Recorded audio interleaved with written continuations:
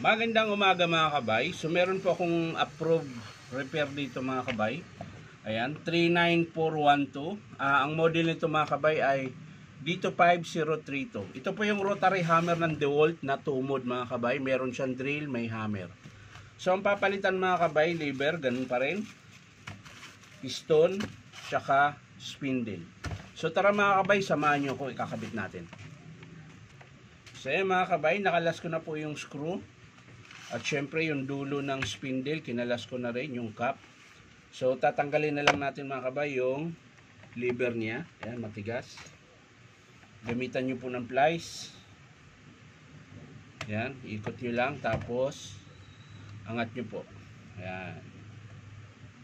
So tatanggalin na natin yung kanyang gear case. Ayan. At syempre, ang papalitan dito mga kabay ay ito po, spindle. Tsaka yung piston. Ayan. So, kailangan natin buksan ito mga kabay. Dahil magpapalit po tayo ng piston. Pati o-ring. Yan. So, kailangan natin buksan ito.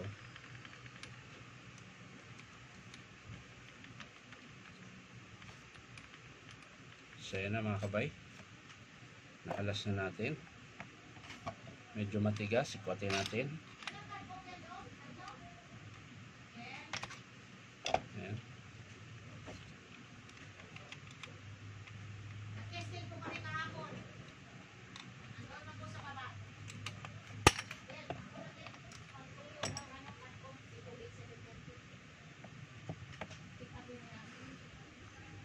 Ayan. Pero kailangan nyo hugutin yung screw nandito mga kabay. 2 piraso po ito. Yan po yung humahawak sa intershaft mga kabay. Yan. Tapos alug-alugin nyo lang pataas. Yan.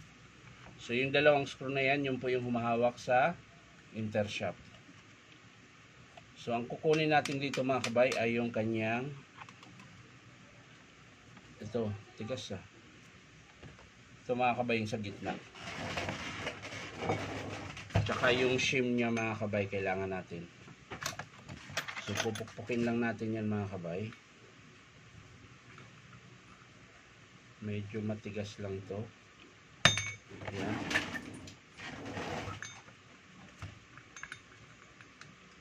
Matigas talaga to mga kabay dahil yun. Tapos syempre yung shim, huwag nyong kalimutan. Ayan yung pinaka washer po sa piston. Ayan, meron po yung ganito, yung bakal, para hindi po masira yung aluminum. Kaya po nilagyan ito. Ayan, matigas lang dahil na-deform na po yung piston niya. Ayan, so ito po yung kakalasin nyo dito sa lumang piston. At syempre yung kanyang pin. Ayan. Ito po yung pin niya. Lilipat lang natin dito sa bago mga kabay. Ayan po. Pero lalagay nyo muna itong pinaka-shim niya. Ayan. Diyan po yan sa gitna. Para hindi po siya masira yung aluminum. Ayan. Tapos bago nyo ilagay yung pin. Ayan.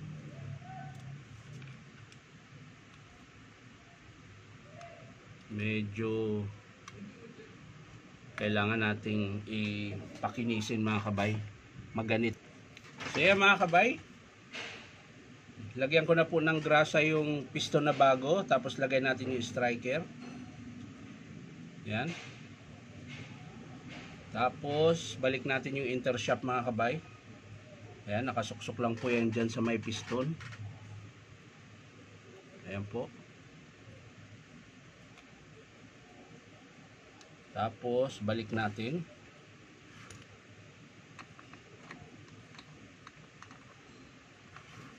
So sa pagbalik mga bay, ganun din, didiin nyo po siya, alug-alugin nyo para lumapat po yung bearing nya. Yan, bago nyo po higpitan yung 2 screw.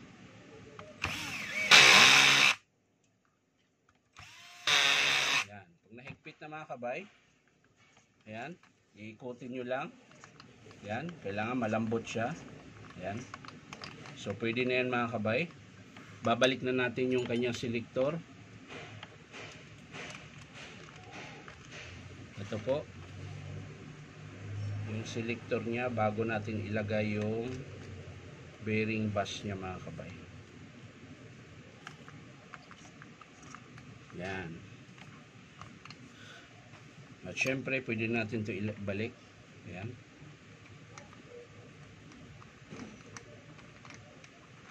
Ibalik na natin. Ayan. Ayaw pa talaga. Pumasok ka na, Brad. Ayan. So okay na siya mga kabay. Balik natin yung tatlong screw. Ayan. Kulang pa ng isa. Sana ba yung isa? Yun. Sa ilalim pala. Tapos higpitan po natin. So ayan mga kabay, sa mga gusto magpa-repair, punta lang po kayo dito sa 530 T. Alonso, Santa Cruz, Manila. Ayan. Hanapin lang po yung sa Powerman Hardware. May nakalagay po na DeWalt signboard. Ayan. So tapos sa mga kabay, lagyan muna natin ng grasa. Ayan, lalagyan natin ng grasa mga kabay para hindi matulad to nung nakaraan. Tuyong-tuyo po to nung nakaraan mga kabay, yung pinaka-piston niya. Kaya po nag-stock up siya. Wala po siyang grasa. So lalagyan natin.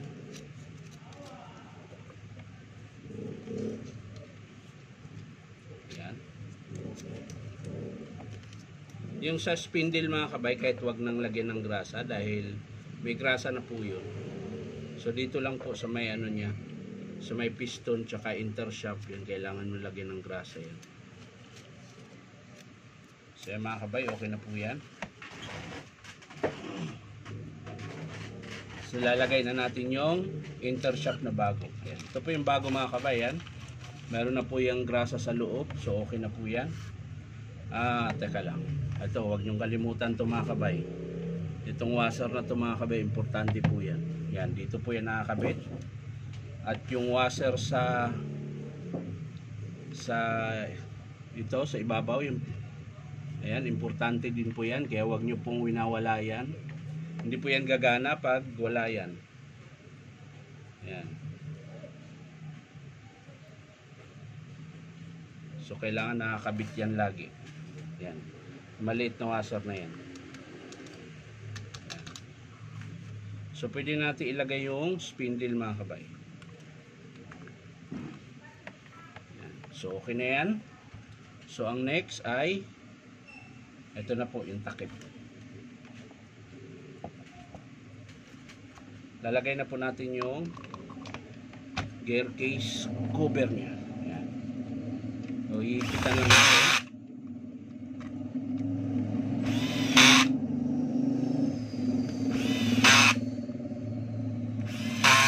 Ayan.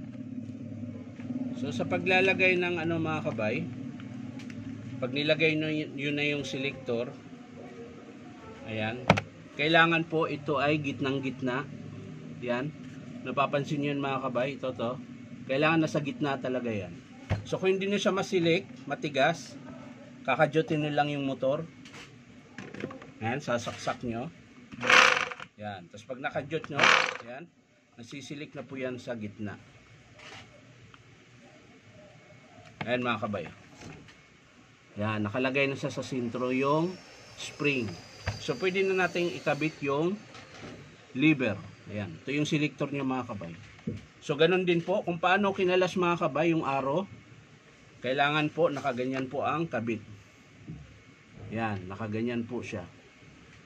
Ayan. Tapos didiinan nyo lang.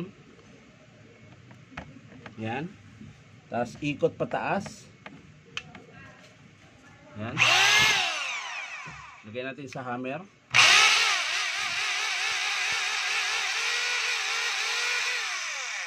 Balik natin sa drill. So okay na siya. Lalagay na natin yung spring. Ayan. Tapos yung washer niya mga kabay. Ito naman yung washer. Ayan. Dito po yan. Ikot nyo lang sa hanggat papasok siya. Tapos, yung bulitas, yun yung naglalak sa bala mga kabay.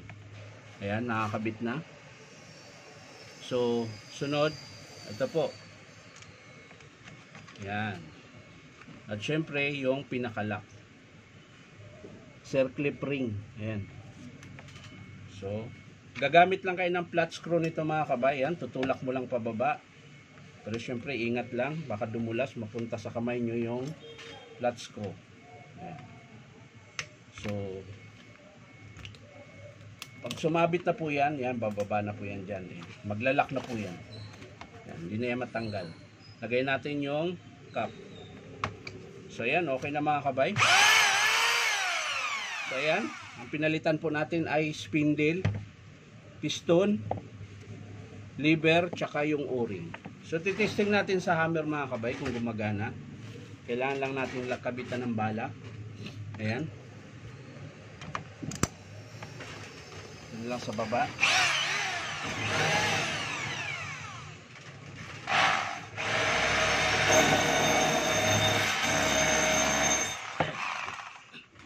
Sundan sa mahal.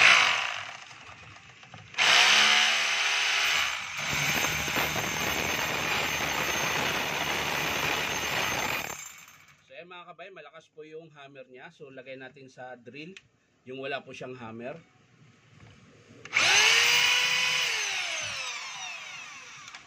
Ito po yung may hammer, maingay.